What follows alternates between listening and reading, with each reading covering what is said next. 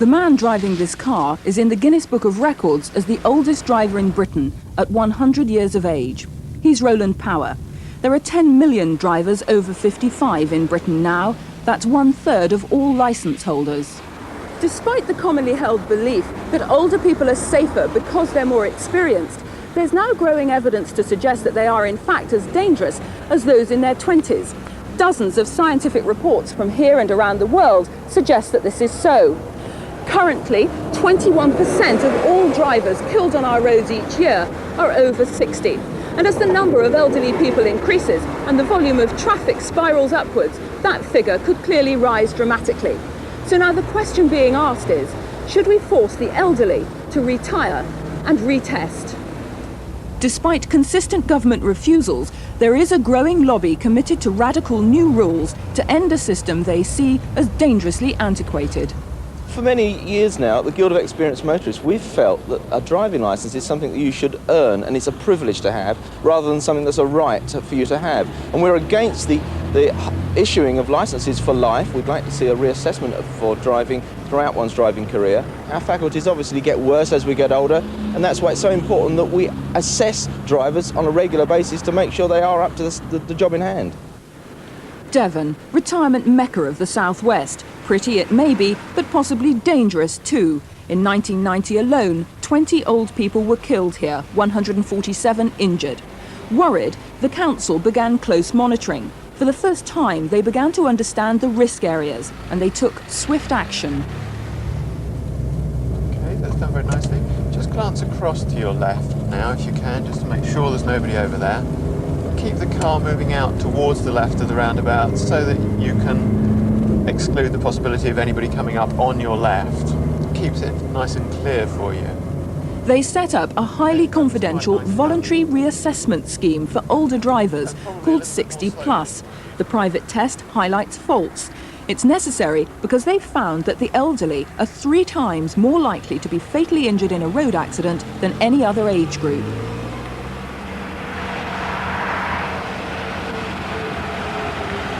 They're always difficult, especially the busy ones. Yes. And they don't get any quieter either as we go along. But you maintained good progress and kept up at quite a good speed as we were driving along. That was nice to see, and not sort of slowing down. And yet you were actually aware of what was happening, so that you were. Risk 1 is junctions. 2/3 of all these crashes happen when an old person moves out too slowly, unable to judge the speed and intentions of another driver. Risk 2 comes through slowing of reaction times. It does take longer to process information when you are older. I mean, the average reaction time for somebody reacting to an emergency is about 0.6 of a second if you're a young person. That can be up to 10 times as high with older people. And of course, in some situations, that can be a matter of life or death. This busy roundabout is a case in point, a real accident black spot. In 3 years, 27% of all the crashes have been the fault of old people. Many take the wrong exit, find themselves on the motorway, and then actually reverse back down into traffic, and that's common. A third risk is inability to move easily to see all round the car. It can mean difficulty in carrying out basic manoeuvres.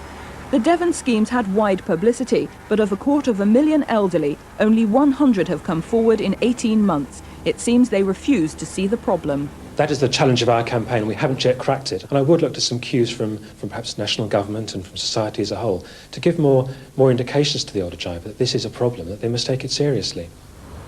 So how safe a combination is age and experience really?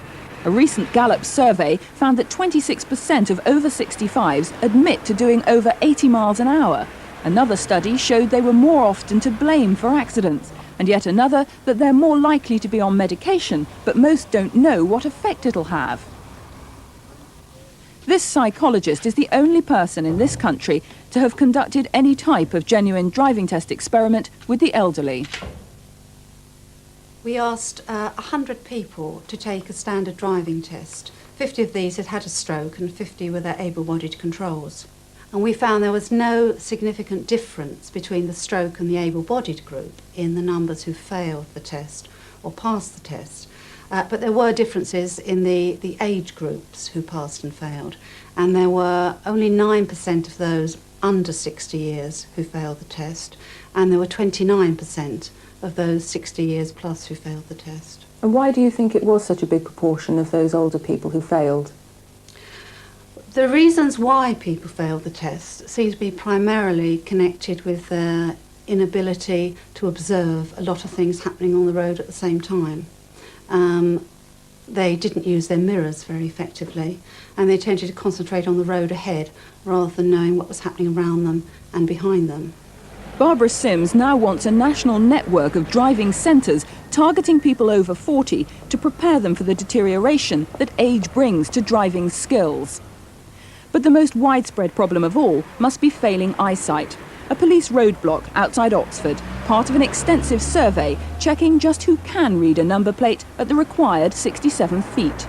Right, can you see the yellow mark on the road there? They found that a fifth of drivers have serious vision defects. Can you read the registration number of the van for me, please? I'll have to put my glasses on for that. Yeah. This man has broken the law. He had glasses, but said he thought he could see better without them. Driving, I do, yes.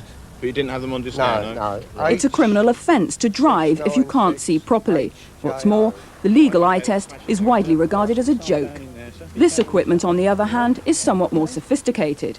It will reveal colour blindness, tunnel vision, poor night sight, serious conditions particularly affecting older drivers. How important it is that you wear your glasses for driving. The official test simply does not detect these things. This survey recommends an effective eye test every 3 years, at least from middle age. Can you read any number there at all? The easiest number you I find can see mostly the right-hand side. Yes. Can you read those numbers? 823. Perhaps the most worrying aspect of failing health is that in this country, the authorities may never find out about it at all unless you tell them. The whole system is based on self-reporting, on trust. In June of 1991, here in West London, a woman died, and it became clear that the system had completely failed. Evelyn Skingley was walking over this Pelican crossing when she was bowled over by a car. The driver didn't stop until pedestrians ran out in the road to alert him. When the police tested his eyesight, they discovered that he was totally blind in one eye and had only 20% vision in the other. He was later registered blind, and yet he'd had a perfectly normal driving licence. George Glynn was 56 years old. He was given a 4-month suspended jail sentence and banned for life. He told Top Gear he didn't know his eyesight was so bad. Evelyn Skingley's family are devastated and have joined the campaigners. It made me start thinking about the present system whereby you can pass your driving test at 17. There's no requirement on you to have your eyes tested again until you're 70. So what you're calling for is some form of retesting for older drivers? Not necessarily resitting the driving test, but to go to a doctor or perhaps an optician every, say, 5 years and have their eyes checked. And preferably, I think they should go to a doctor and have a brief medical check as well. So at what age should these retests begin? Well, I would suggest, I'm prepared to leave this to a degree to the experts, but I would suggest probably 40, and maybe every 5 years after that, a short trip to an optician or a doctor, lasting maybe 10 minutes, and then accidents like Mother's wouldn't have happened. The government clearly does recognise loss of ability in middle years in some areas, since it demands health testing for HGV drivers from 45. But increasingly, other countries are restricting older drivers generally. Among them, Italy, Holland, Norway, Switzerland, and 10 states in America all require some form of compulsory reassessment or medical, which can result in a ban or a restricted licence. But despite all this, a number of insurance companies here offer cut-price deals to the elderly, insisting they are a good risk. They're happy that the licence reminder at 70, which you simply sign and return without even reference to a doctor, is sufficient, and the government stands with them. I don't think it would be practical or fair on the elderly population to require them all to undergo not just one test, but if you were going to be logical about it, a regular retesting, which would be expensive and burdensome for them. Nobody wants to see a witch hunt against elderly drivers. But surely it's not wrong to question whether this licence shouldn't be reviewed more frequently. In effect, is it a right or a privilege?